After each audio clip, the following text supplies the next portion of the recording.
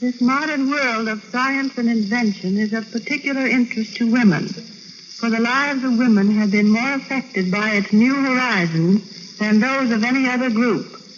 Profound and stirring as have been accomplishments in the remoter fields of pure research, it is in the home that the applications of scientific achievement have perhaps been most far-reaching, and it is through changing conditions there that women have become the greatest beneficiaries in the modern scheme. Science has released them from much of the age-old drudgery connected with the process of living. Candle dipping, weaving, and crude methods of manufacturing necessities are things of the past for an increasing majority. Today, light, heat, and power may be obtained by pushing buttons, and cunningly manufactured and appealing products of all the world are available at the housewife's door. Indeed, beyond that door she need not go, thanks to the miracles of modern communication and transportation. Not only has applied science decreased the toil in the home, but it has provided undreamed of economic opportunities for women. Today, millions of them are earning their living under conditions made possible only through a basically altered industrial system. Probably no scientific development is more startling than the effect of this new and growing economic independence upon women themselves.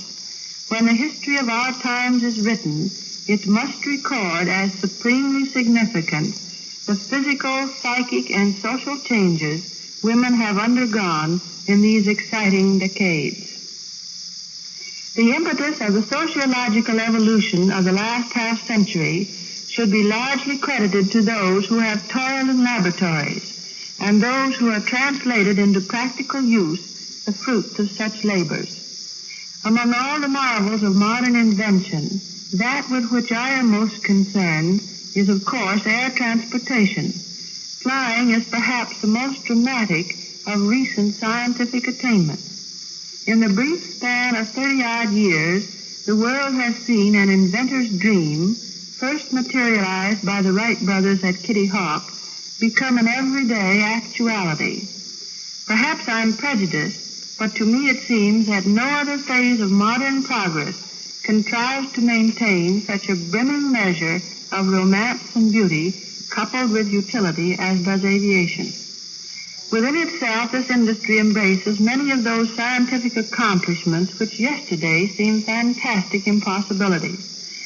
Aviation, this young modern giant, exemplifies the possible relationship of women and the creations of science. Although women as yet have not taken full advantage of its use and benefits, air travel is as available to them as to men. As so often happens in introducing the new or changing the old, public acceptance depends peculiarly upon women's friendly attitude. In aviation, they are arbiters of whether or not their families shall fly, and as such are a potent influence. And lastly, there is a place within the industry itself for women who work. While still greatly outnumbered, they are finding more and more opportunities for employment in the ranks of this latest transportation medium. May I hope this movement will spread throughout all branches of applied science and industry, and that women may come to share with men the joy of doing. Those can appreciate rewards most who have helped create.